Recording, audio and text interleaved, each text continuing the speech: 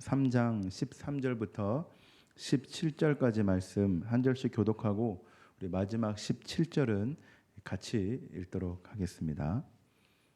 디모데후서 3장 13절부터 17절 제가 먼저 읽겠습니다. 악한 사람들과 속이는 자들은 더욱 악하여져서 속이기도 하고 속기도 하나니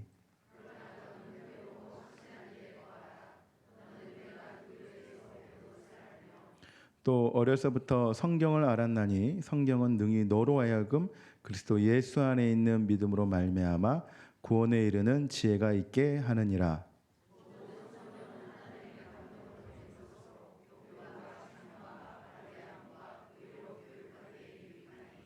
다 같이 읽겠습니다.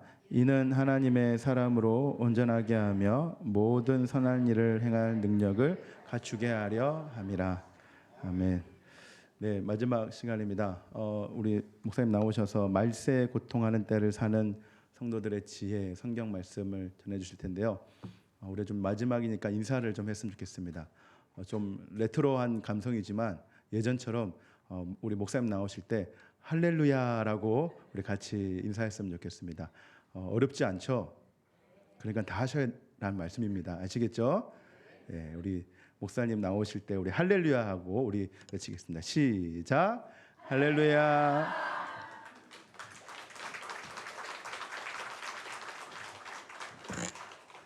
감사합니다.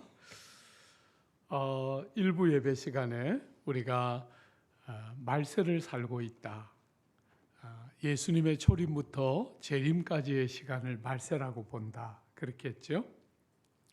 말세에는 고통받는 때가 말세의 특징인데 이 말세의 고통의 중요한 원인이 몇 가지 우리가 일부 때 쭉 다루어 봤죠. 그죠? 그 본문 안에서 제일 중요한 것은 사랑의 왜곡이 일어났다.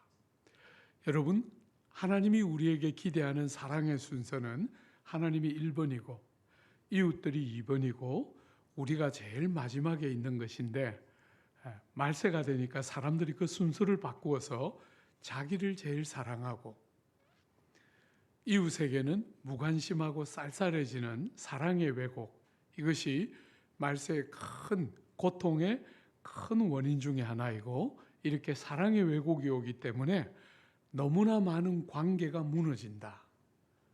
너무너무 중요한 관계들, 부모와 자식과 부부와 이런 중요한 관계들이 무너지고 있다.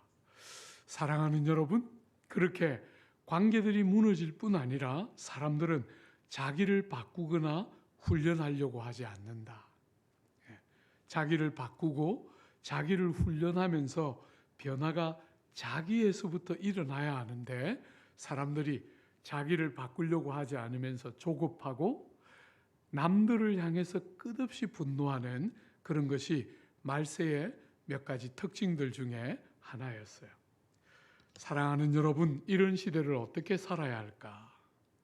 성도라는 자기 정체성을 분명하게 가지고 우리는 이 말세에 많은 것들이 무너지고 어그러지고 있는 이 말세를 어떻게 살아야 할까? 우리가 읽은 본문에 보면 여러분, 악한 사람은 속이기도 하고 악한 사람들과 속이는 자들은 더 악하여져서 속이기도 하고 속기도 하나니. 재밌게도 사람의 타락과 부패는 세월이 흘러가는데 더 심해지는 경향을 보이는 것 같아요. 우리 사회만 해도 옛날에는 이만큼 흉악하지 않았는데 요즘은 이 죄가 점점 흉악해지는 느낌이에요. 그죠? 악한 자들은 더 악해지고 속이는 자들은 더 많이 속이면서 살아가는데 여러분과 저를 향해서는 뭐라고 권면했습니까? 배우고 확신한 일에 거하라. 사랑하는 여러분, 많은 사람들이 성경대로 살기 어렵다 하는 말을 하는데 어떤 면에서 뒤집어서 말하면 지금이야말로 배우고 확신한 대로 사는 것이 너무너무 중요한 때다. 어렵다는 말도 충분히 이해가 되지만 배우고 확신한 견고한 진리에 근거한 삶, 사람들이 너무나 많은 것들을 어그러뜨리고 우리가 어제 저녁에 본 것처럼 작은 뿔이 나와서 도덕법, 자연법, 하나님을 향한 우리의 가장 소중하게 생명처럼 여기는 법들을 다 바꾸고 무너뜨리고 무시하게 될 때 여러분과 저에게 정말 필요한 것은 배운 것과 확신한 것에 견고하게 서서 요동하지 않는 것이지요. 요즘 세상은 전부 다 보편화시키는, 그래서 사람의 구원이 길이 하나밖에 없다 이러면 너무너무 싫어하고, 이쪽으로도 길이요 저쪽으로도 길인데 어느 길로 가도 같은 길로 간다 이러면 너무나 좋아하는데, 우린 절대로 그렇게 말할 수 없어요. 우리는 길이 하나밖에 없고 예수님 외에 다른 이름을 주신 적이 없고, 세상이 뭐라고 말해도 우리가 배우고 우리가 들은 바 하나님의 생명의 말씀에 딱 뿌리를 내려서 길은 이 길뿐입니다. 여러분, 요즘은 사람들이 속 좁다, 자기만 옳다고 하며 배타적이다 하면 제일 나쁜 말을 듣는 것처럼 괴로워하지만, 이 주제와 관해서는 우리는 그런 말을 더 많이 들을 각오하고 살아야 할 것 같아요. 그죠? 길은 하나밖에 없고 세상이 많은 것들이 어그러지면서 모든 것을 상대화시키는 이 세상에 우리는 절대적이고 포기할 수 없는 바른 진리가 있다, 이렇게 믿는 것이죠. 그죠? 배우고 확신한 것을 딱 붙들고 사는 것입니다. 사랑하는 여러분, 이런 때에 제일 여러분과 제가 힘써야 할 게 뭡니까? 정말 시대를 초월하여 모든 시대 성도와 교회들이 힘썼던 생명의 말씀을 사랑하고 사랑함으로 성경을 친숙하게 익숙하게 여는 것이지요. 제가 고2 때 처음 교회를 갔는데 그 교회는 기도를 대단히 많이 하는 교회에 갔어요. 그래서 기도는 아주 일찍부터 쉽게 배웠는데 성경은 그렇게 안 읽어지더라고요. 정말 거기서 4년 동안 신앙생활 하는 동안 마태복음 한 장도 결심하고 읽어본 적이 없었던 것 같아요. 그러다가 서울에 올라왔는데 제가 다녔던 그 내수동 교회에서 큰 도전을 받을 기회가 있었어요.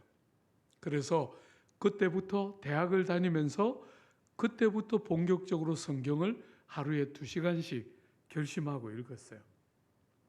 대학을 졸업할 때까지. 여러분, 제가 그때 정치 외교학을 공부하고 있었어요. 일주일 동안 제가 늘 습관적으로 일주일에 이틀은 꼭 청와대 앞을 지나다니면서 기도했어요. 하나님, 저 집에 들어가서 살게 해 주옵소서. 문지기 말고 주인 되기 원합니다. 정치 한번 해보고 싶었어요. 군부가 독재하던 시절이었기 때문에 정말 예수 잘 믿는 정치가 한번 해보고 싶었어요. 그래서 꾸준히 기도했고, 그렇게 기도할 때 때때로 정말 그 집안에 들어가서 사는 것처럼 정말 되겠구나 하는 생각했는데, 주님이 졸업을 앞두고 2달 앞두고 그때 네가 왜 정외과를 갔는지 모르겠다, 신학으로 오너라, 이래서 목사가 됐어요.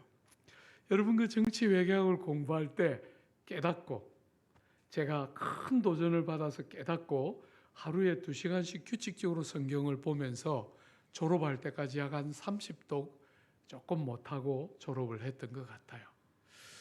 그리고 여러분, 그 성경 읽기가 제 생을 송두리째 바꾸었어요.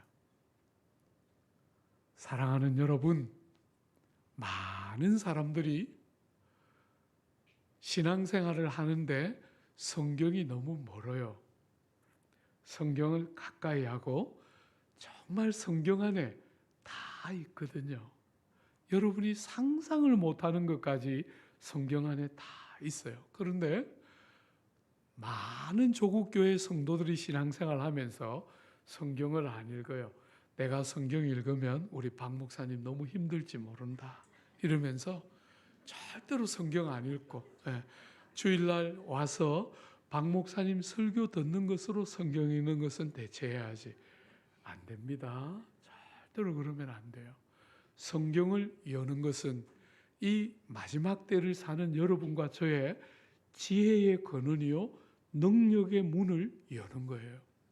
여러분 기도를 그렇게 많이 하면서 많은 은사 체험이 있었지만 성격이 안 바뀌더라고요. 여러분은 어떤 경험을 했는지 모르지만 저는 많은 은사 체험이 있었어요. 제가 성경을 이렇게 강해를 하니까 사람들은 쉽게 제가 방언도 못하고 능력이 뭔지도 모른다고 생각해요. 방언은 40년 넘게 했어요. 어지간히 방언하는 사람보다 잘하는데 성경만 강해를 하니까 방언도 모르는 줄 알아요. 기도 많이 하고 은사체험 많이 했는데 안 바뀌더라고요. 그 급하고 못된 성격이 안 바뀌더라고요.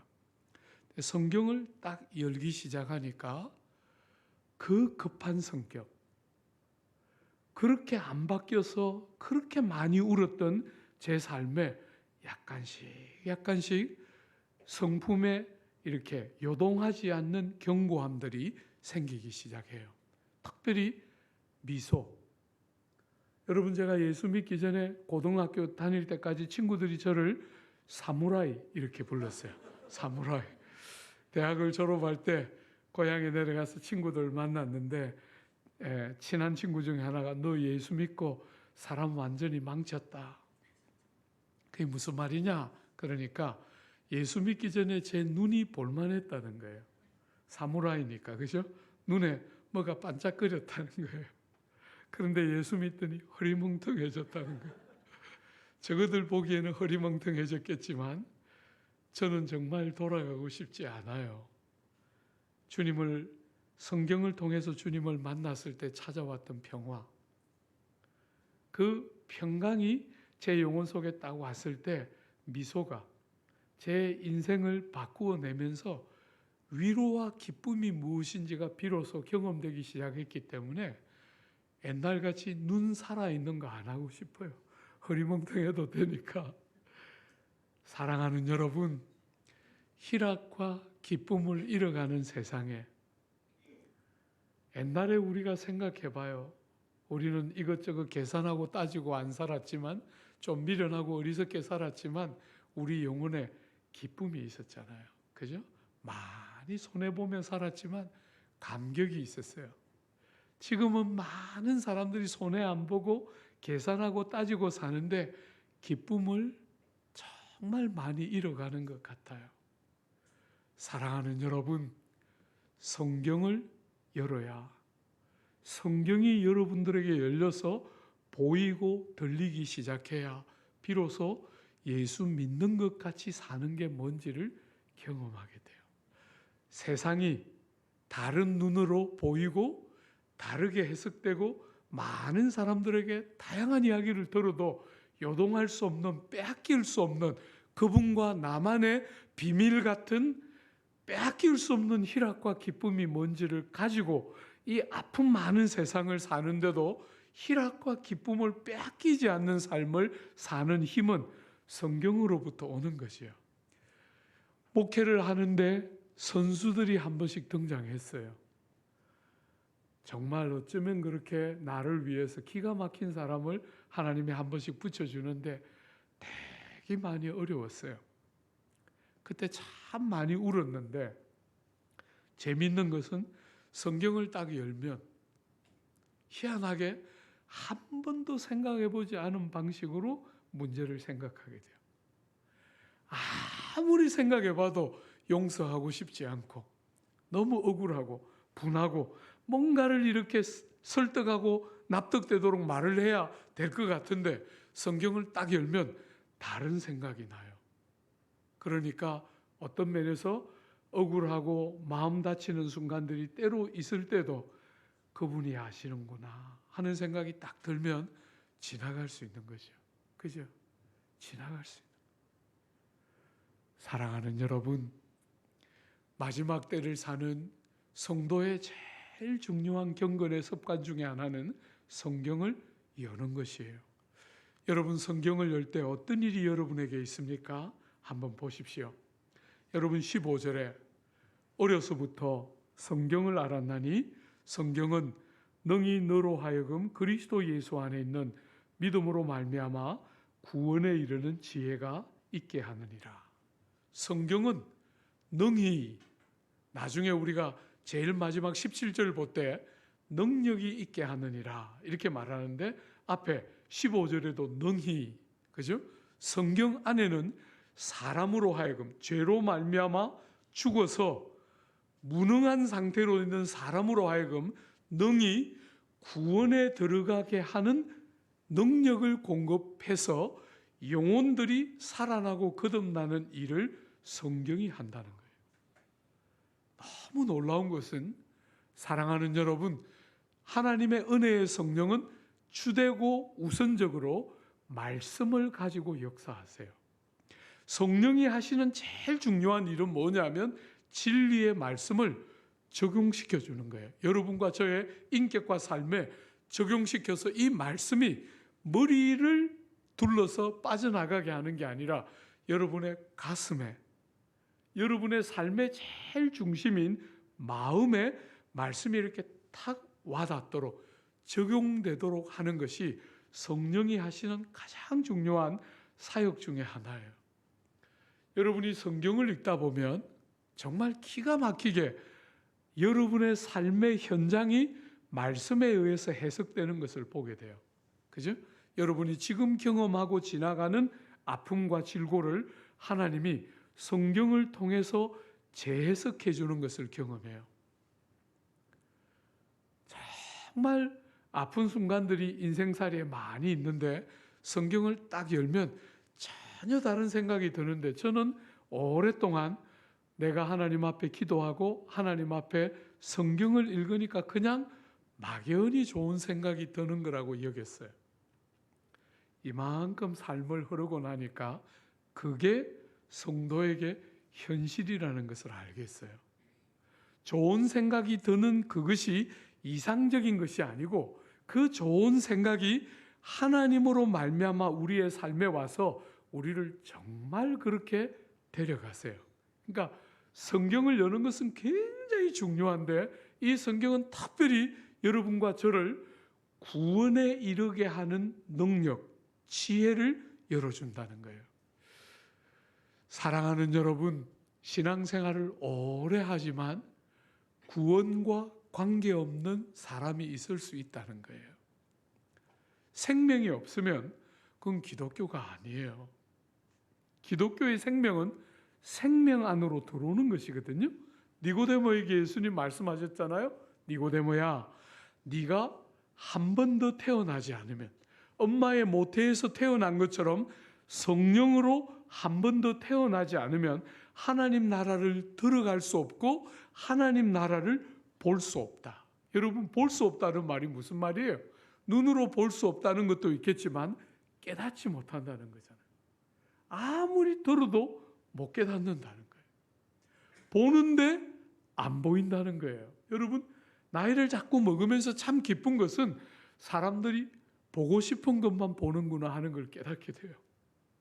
눈이 객관적으로 뭘 보는 것 같지만 그렇지 않고 자기가 보고 싶은 것만 봐요. 참 죄인들이에요. 그런 눈이 선별적으로 보고 있기 때문에 여러분 속에 진짜 생명이 딱 들어와서 생명이 보이고 깨달아지지 않으면 신앙생활을 아무리 하는 것 같아도 자람이나 변화가 거의 없는 것이죠. 그죠? 기독교는 생명 없는 사람에게 생명을 주는 구원이 기독교의 제일 중요한 핵심 중에 하나이고 그 일을 누가? 성경 말씀이 능히 한다는 거예요. 능히 성경을 펴고 말씀을 듣는 영혼들에게 능히 구원에 이르게 하는 지혜가 있게 하는 것이 성경의 역할 중에 너무너무 중요한 역할이라는 거예요. 조금만 더 우리 뒤에 거 조금 더 우리가 주되게 봐야 되기 때문에 요건 그냥 요만큼만 하고 지나가고, 그렇게 여러분과 제가 거듭나고 나면 생명이 우리 삶 속으로 쑥 들어오고 나면 그때부터 성경은 더 중요하고 더 결정적인 역할을 하게 돼요. 어떻게 해요? 여러분 16절 한번 보십시오. 우리 같이 한번 읽어볼까요? 16절. 모든 성경은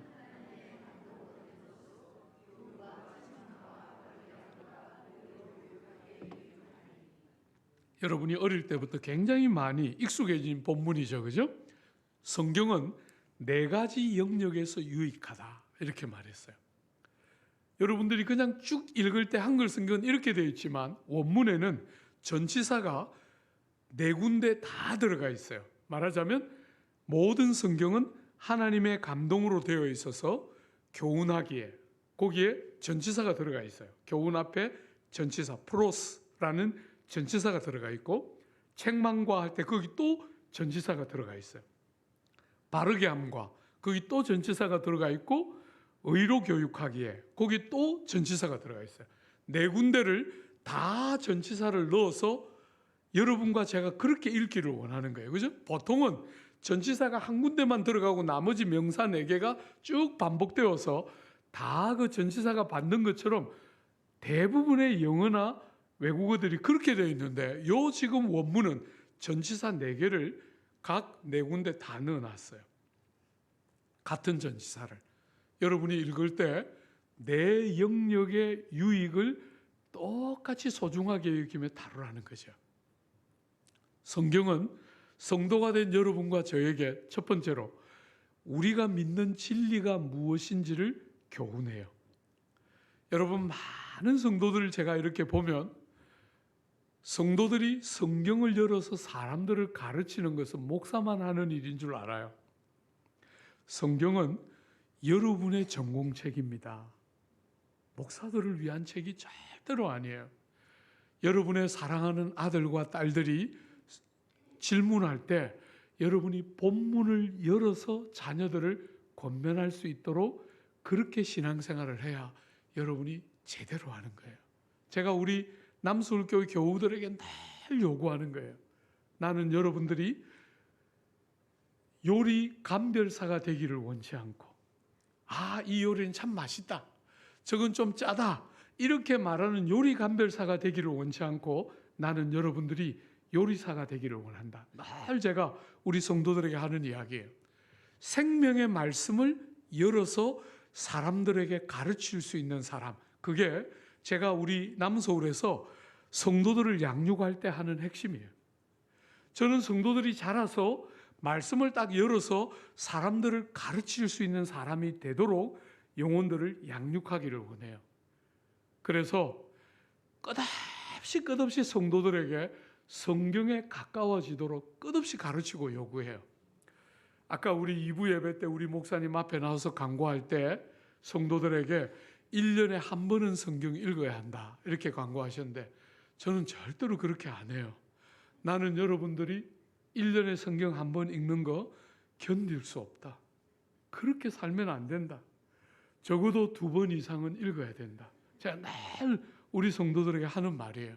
그리고 정말 우리 성도들이 여름방학, 겨울방학 때 성경 읽거든요. 겨울방학은 기니까 구약을 읽고 여름방학은 짧으니까 신약과 시가서를 읽는데 대부분의 경우에 1000명 이상 읽어요. 그런데 거의 제가 회피해 안 하고 아직도 1000명이 반복되냐 늘 말해요. 이제 2000명도 하고 더 많이 해야 될 거 아니냐. 제가 늘 우리 성도들에게 성경 읽히는 거 그렇게 애를 쓰고 여러분 제가 제자들 교회라는 대단히 젊은 교회를 목회하다가 남서울교회로 담임을 따고 왔을 때 거기 여전도회 회원들은 제가 수요일마다 성경 공부를 가르쳤던 친구들인데 그 친구들이 하루는 남서울교회로 저를 방문 왔어요. 대표들 한 10명 정도가 왔는데 그 친구들하고 식사하고 나서 자리에서 일어나면서 그 친구들이 저보고 목사님 선물이에요 하면서 이렇게 A4지를 이렇게 여러 번 접어서 꼬개꼬개한 낡은 이렇게 새 종이가 아니고 꼬개꼬개한 낡은 종이를 이렇게 꺼내면서 목사님 선물이에요 하고 주고 갔어요. 뭐였겠어요? 제가 그 교회를 떠났을 때 그 사랑스러운 귀한 자매들이 결심을 하고 목사님 평생 성경 읽으라 할 때 끝까지 버텼는데 이제 목사님 떠나셨으니까 지금이라도 이제 성경 읽어야 되겠다 하고 혼자 성경을 읽을 수가 없으니까 금방 또 결심이 약해지니까 여러 자매들이 연락해서 성경 읽기 표를 만든 거예요. 이름 쫙 쓰고 너무너무 감사하게 수십 명이 이름을 쫙 쓰고 뭘 읽었는지 뭘 안 읽었는지 쫙 표시를 해서 선물이라고 가져왔어요. 제가 벽에 여러 날 붙여놨어요.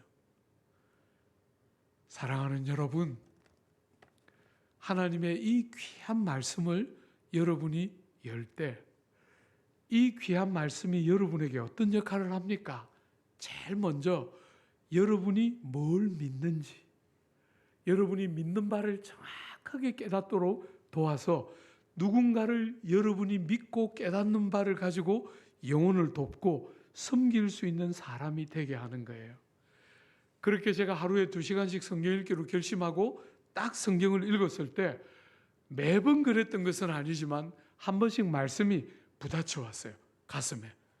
대학교 그때 2학년인데 아주 생생해요. 제가 그때 정치외교학을 공부하는 대학교 2학년인데 말씀이 너무 가슴에 확 밀려와서 도서관에서 성경 읽다가 밖에 뛰어나갔어요. 누구 없나 하고 막 보니까 저기 학생회관 앞에 남자 학생 하나가 쪼그리고 앉아 있는 거예요. 그래서 쫓아갔어요. 쫓아가서 잠시 이야기 좀 할 수 있겠냐 이러니까 굉장히 놀라더라고요. 쫓아왔으니까. 그죠? 굉장히 이야기하라 그러더라고요. 그래서 예수 믿어야 된다고 성경 딱 열고 오늘 아침에 은혜 받은 거 딱 나누었어요. 경영학과 친구였는데 교회를 갔는지 나중에 들었어요. 그 친구가 제 친구, 정치외교학과에 있는 제 친구에게 그 친구가 이야기했다는 거예요. 너 그 반에 화종부라고 있나? 있다는 거예요. 괜찮은 사람이냐? 이렇게 묻더라는 거예요. 그냥 평범한 친구다. 그렇게 이야기를 하니까 자기가 걔 때문에 교회를 가게 됐는데 안 가면 잡아먹힐 것 같아서 눈이 약간 미쳤더라는 거예요. 그 눈이 막 뭔가 부글부글 끓어서 나도 가야 되겠구나 이런 생각하고 가서 교회 다녔다는 이야기를 들었어요. 너무너무 제가 감격적이었는데요. 사랑하는 여러분, 여러분이 말할 바를 일러주시는 거죠. 그죠? 우리의 삶에 찾아오셔서 말 못하는 모세처럼 말을 할 줄 모릅니다. 나는 복음을 잘 전하고 싶은데 말을 할 줄 모릅니다 하는데 주님이 아론을 붙여서 말할 수 있는 힘을 주셨던 것처럼 우리의 삶에 성경을 열 때 뭘 믿는지를 가르칠 수 있는 힘을 우리에게 주시고 깨닫게 하시고 그 깨달은 바를 자녀들이 묻거나 이웃들이 궁금해할 때 열어서 가르칠 수 있는 교훈하는 일. 이게 성경이 여러분과 저에게 하는 첫 번째예요. 두 번째로 여러분 책망하는 일에 성경은 너무나 우리에게 많은 유익을 줘요. 여러분 제가 목회를 하면서 지금까지 만난 성도 중에 우리 남서울교회 성도들은 제일 착한 성도들이에요. 정말 모범생들이에요. 그 성도들에게 귀에 못이 박이도록 제가 하는 설교가 있어요. 여러분은 국가대표급 죄인입니다. 제가 늘 귀에 못이 박이도록 하는 설교예요. 어느 날 여자 집사님 한 분이 보러 쫓아왔어요. 목사님, 죄인인 거 인정하지만 국가대표는 너무했어요. 제가 그렇게까지 나쁘다고 여기지는 않습니다. 옛날에 철없을 때는 그런 분들이 오면 당신은 이래서 국가대표고 저래서 한 나라를 대표하고 남습니다. 제가 그렇게 설득했는데 은혜를 안 받고 교회를 옮기더라고요. 그래서 지금 그런 사람들이 오면 그렇게 생각하시는군요 하고 돌려보내놓고 간혹 아니라는 분도 계시지만 본문이 비슷한 본문이 나오면 여러분은 국가대표고 한 나라를 대표하는 일에 죄에 가난한 한 나라를 대표하고도 남는 죄인들이고 여러분은 여러분이 생각하는 것보다 훨씬 더 많이 망가져 있고 깨뜨려져 있고 죄인이고 더 나쁜 사람입니다. 이런 이야기를 귀에 못이 박이도록 그 모범생들을 데리고 반포해서, 그죠? 얼마나 반듯하게 자라서 얼마나 정말 사회적으로 기준은 넘어선다, 평균은 넘어선다고 생각하는 사람들에게 귀에 못이 박이도록 여러분들은 국가대표들입니다. 여러분은 여러분이 생각하는 것보다 훨씬 더 나쁘고 너무나 많이 치명적으로 망가지고 깨뜨려지고 다 무너져 있습니다. 그 이야기를 제가 숱하게 그 모범생들을 데리고 해요. 여전히 못 받아들이는 분들이 간혹은 있지만 10년이 넘으니까 약간 이제 세뇌는 된 것 같아요. 사랑하는 여러분, 여러분과 제가 성경을 열 때 성경이 어떤 일을 합니까? 아무 문제 없다. 혹은 이만하면 그래도 남보다는 낫지. 이렇게 막연하게 생각하고 사는 우리에게 눈을 이렇게 쫙 열어줘요. 여러분, 하나님의 말씀은 빛과 같은 것이거든요. 빛이 어두운 곳에 이렇게 쫙 비치면 어떻게 돼요? 보이는 거잖아요. 안 보이다가 생명의 말씀을 딱 열면 빛처럼 여러분의 삶 속에 이렇게 말씀이 쫙 비치기 시작하면 여러분의 본성이 이렇게 쫙 드러나서 보이게 되는 거예요. 사랑하는 여러분, 평생 상대적인 가치만 가지고 자기를 평가하다가 절대자이신 하나님 앞에 말씀으로 딱 서면 절대적인 자신의 모습이 딱 보이는 거예요. 보이는 거예요. 얼마나 많이 망가졌나? 얼마나 문제투성인가? 얼마나 하나님의 기준에 못 미치는가? 얼마나 부패하고 죄인인가? 얼마나 냄새가 나는가? 이런 것들이 보이기 시작하는 거예요. 사랑하는 여러분, 어거스틴 같은 위대한 사람이 죽기 전에 죽음의 마지막 침상에서 그가 외우고 또 외우고 또 외웠던 게 뭐냐면 시편에 보면 회개의 시들이 있는데 그 시들을 그렇게 외면서 주님 품에 갔다는 거예요.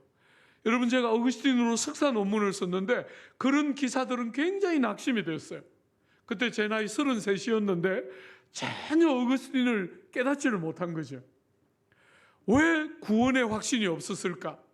왜 더 담대하게 못 죽었을까? 늘 그런 아픔을 가지고 그런 글들을 읽었는데 어느 순간부터 조금씩 저도 온전히 동의가 돼요. 온전히. 죄가 보이고 얼마나 무가치하고 주님의 공로 외에는 아무것도 붙들 게 없다는 게 보이면 보일수록 어거스틴의 그 마음이 무슨 마음인지를 알겠어요. 사랑하는 여러분, 여러분이 교회사에서나 성경에서 위대한 하나님의 사람들의 특징은 자기의 죄에 대한 깊은 좌절이에요. 나 같은, 나보다 더 나쁜 사람이 있는가? 나보다도 더 악한 자가 있는가 하는 자기의 죄에 대한 깊은 깨달음이 이 말씀을 열 때 깨달아지면서 책망이 일어나는 거예요. 우리 속에. 제가 좋아하는 표현으로 바꾸면 여러분의 내면이 그 말씀과 함께 깨뜨려지는 거예요. 내면이. 여러분 주변에 안 믿는 사람들 한번 봐요. 내면이 안 깨뜨려져서 단단해요. 단단해요. 내가 뭐 남들보다 훌륭하지는 않을지 모르지만 그래도 나도 할 만큼 하며 살았다. 이런 걸로 단단하게 딱 내면이 만들어져 있는데 말씀이 딱 임하면 내면이 무너지는 거예요. 깨어지는 거예요. 내가 이런 사람이었구나 하면서 내면이 깨뜨려지면서 그 틈새를 비집고 하나님의 은혜가 이렇게 쏙 우리의 삶 속으로 이런 우리를 은혜 외에는 새롭게 할 수 없다는 것이 깨달아지면서 하나님의 은혜를 전심으로 환영하고 즐거워하는 은혜의 역사들이 내면의 깨뜨려진 틈새를 비집고 쏙 들어오는 거예요. 여러분, 제가 성경을 그렇게 규칙적으로 읽기 시작했을 때 제일 감격적이었던 것은 우리가 이 보배를 질그릇에 가지고 있다 하는 것이 정말 충격적이었어요.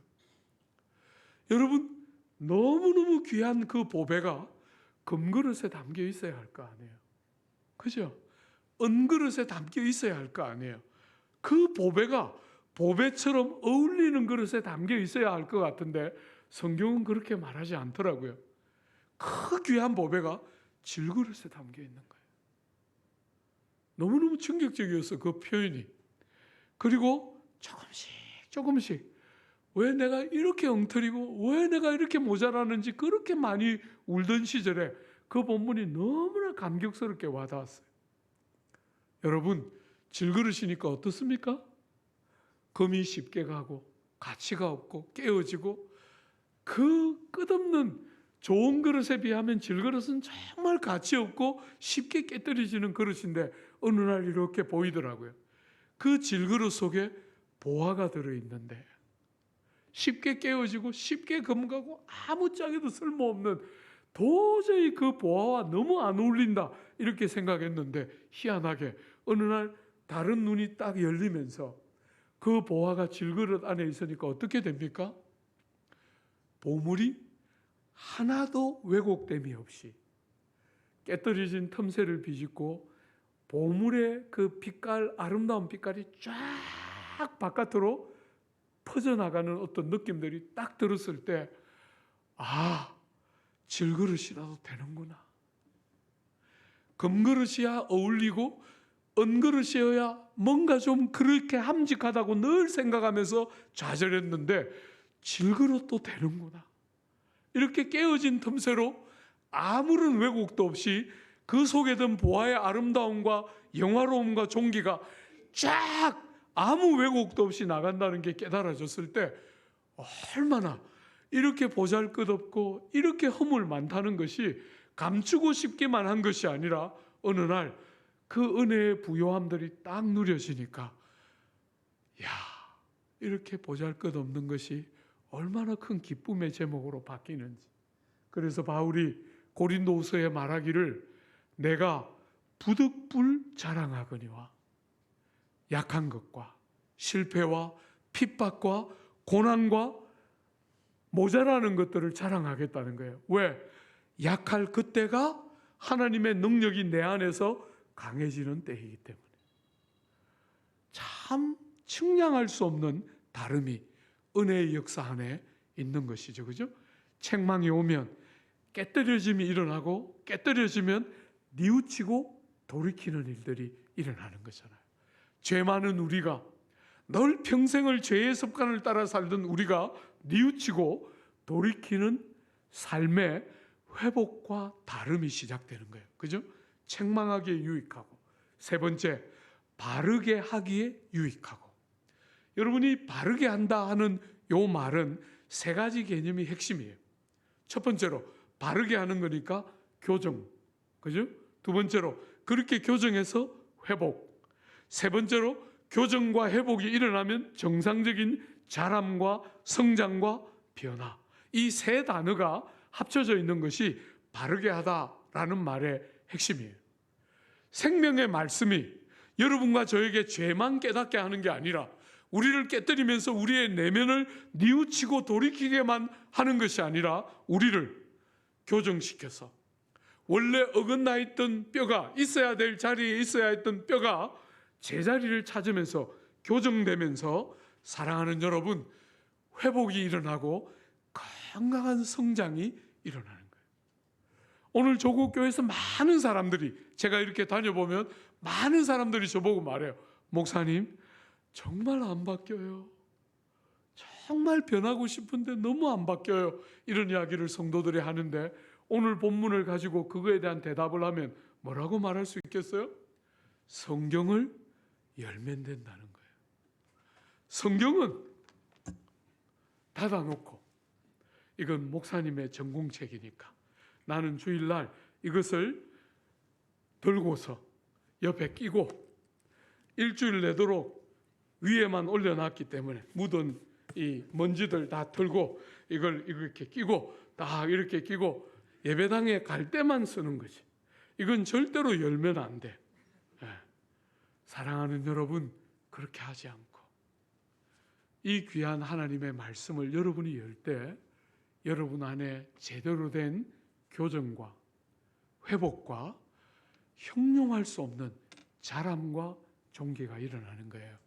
우리는 어떤 면에서 뼈가 어긋난 것 같은 상태에 있는 거예요. 죄 중에 태어났기 때문에. 여러분과 저는 정상적인 상태가 아닙니다. 우리에게는 교정이 필요하고 그런 교정이 일어나고 하나님의 창조의 목적에 맞는 회복들이 우리의 삶에 있을 때 비로소 건전한 성장과 변화와 자람과 놀라운 은혜의 역사들을 우리는 경험하게 되는데 성경을 열지 않으니까 바르게 되는 일이 일어나지 않는 것이죠. 바르게 되지 않으니까 자람과 성장도 가능하지 않은 거죠. 그죠? 늘 그 모양 그대로예요. 많은 성도들이 목사님 저도 한때는 제가 늘 말해요. 그때 말고 지금 어때? 제가 늘 물어요.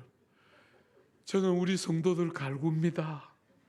편안하게 신앙생활 하도록 절대로 안 둡니다. 저는 예배당에 성경책 안 들고 오는 성도들 못 봐줍니다. 그래서 여러분들 교회에 이렇게 친절하게 다 띄우지만 저는 안 띄웁니다. 본문을 절대로 안 띄웁니다. 그래서 교육전도서 중에 하나가 저 별명을 지어줬어요. 불친절한 종부시. 저는 그런 거 친절하기를 원치 않아요. 저는 성도들을 갈구면서 그 부자 동네에 사는 사람들을 편안하게 만들지 아니하고 부동산 투기에 귀재들이 모여 있지 않습니까? 거기에 제가 늘 설교해요. 부동산 투기에서 돈 버는 것들 화 있을진저. 우리 교회에서는 절대로 직분자 못하는 줄 알라고 제가 혼쭐을 냅니다. 그렇게 돈 벌면 돈을 버는 게 아니라 가난한 이웃들의 눈에서 피눈물을 뽑는 것이라고 제가 얼마나 혼내는지 몰라요. 성도들을 편안하게 왔다가 은혜 받고 눈물 흘리고 집에 가고 이렇게 하도록 안 합니다. 갈구어서 성도들이 저거 왜 우리 교회 데려왔나 후회도 하고 그냥 그 젊은이들이나 하도록 내버려둬야 되는데 왜 이렇게 저걸 데려와서 이렇게 괴롭힘을 당하나 이러면서 한 번씩 후회하는 눈빛이 보여요. 그래도 저도 이제 떠나왔으니까 어디 갈 데도 없어요.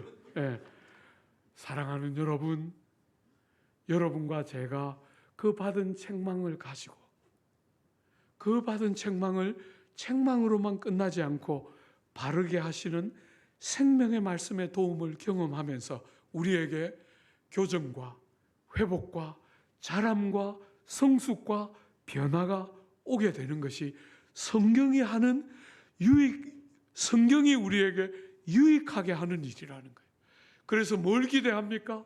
의로 교육해서 의의 열매가 충만히 많아져서 궁극적으로 여러분과 저를 어디까지 데려가고 싶어 하는 거예요? 17절이에요. 한번 보세요. 이것도 같이 한번 읽어볼까요?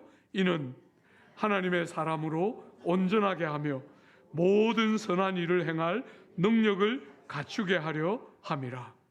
두 가지 목적이 있어요. 성경은 여러분이 성경을 가까이 할 때 여러분과 저에게 두 가지 궁극적인 고울이 이루어지는 거예요. 첫 번째로 하나님의 사람으로 온전하게 되는 것.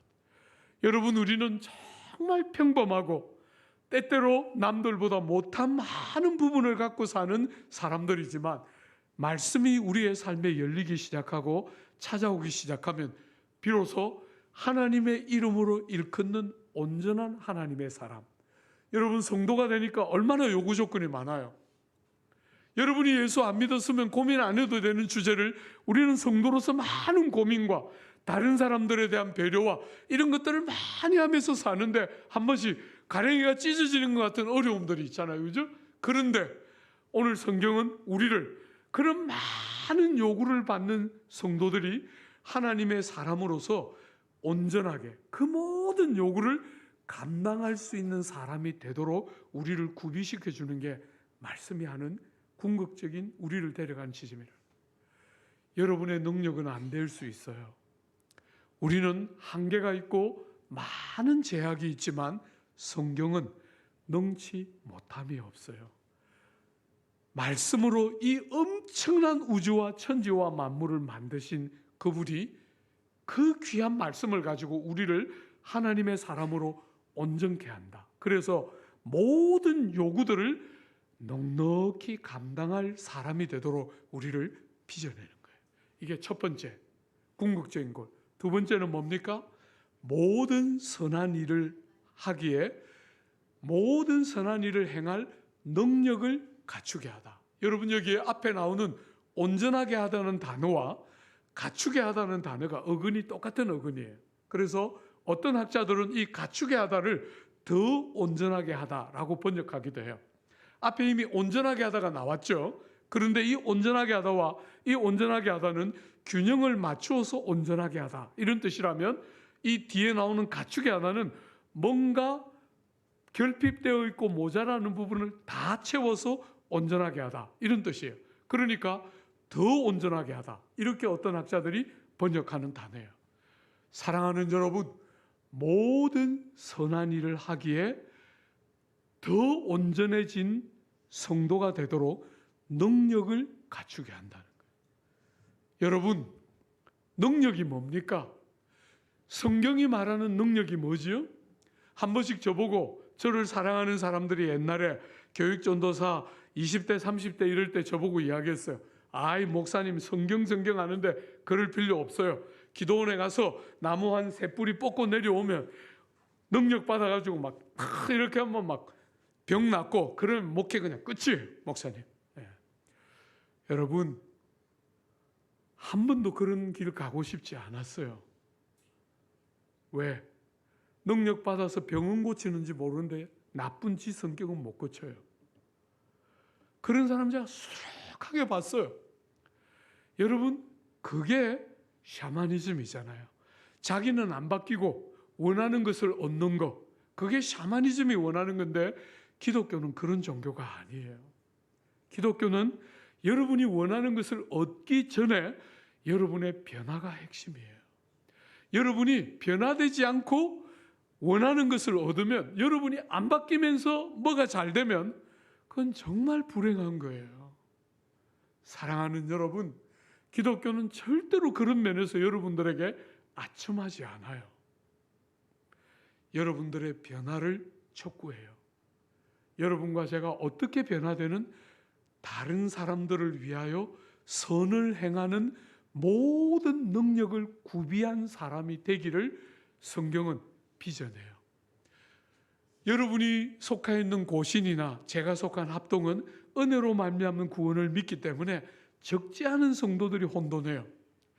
은혜로 구원하지 못하고, 여러분 우리 어릴 때부터 노래 막 불렀잖아요. 돈으로도 못 가요 하면서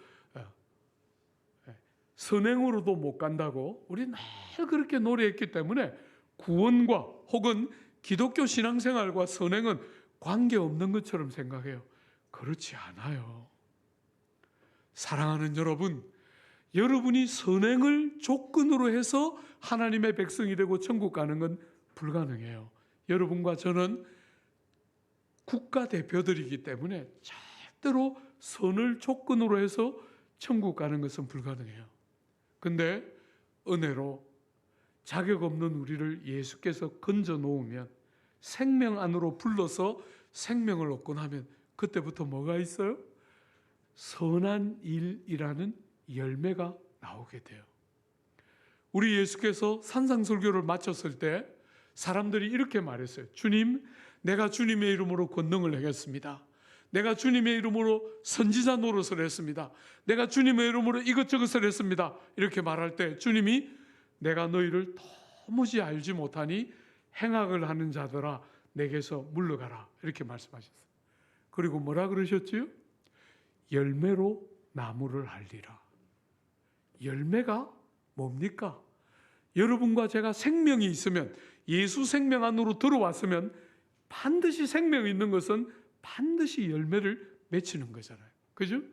그 나무에 합당한 열매를 맺히게 되는 거예요. 우리가 예수 모를 때는 생명이 없으니까 열매가 없지만, 예수의 은혜로 우리같이 자격 없는 자들이 생명을 얻어 구원 안으로 들어오고 나면 그때부터 우리의 삶에 열매를 맺히게 되는데, 어떤 열매입니까?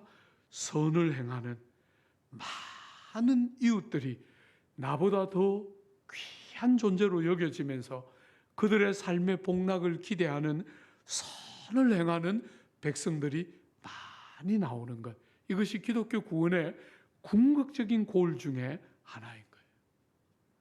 제가 일부 예배 때 설교하면서 이야기했어요. 여러분이 사랑하는 자녀들을 위해서 10개를 주고 싶을 때 10개 다 여러분 자녀에게 주지 말고 6개만 주고 나머지 4개를 다른 자식들에게 한번 줘봐라.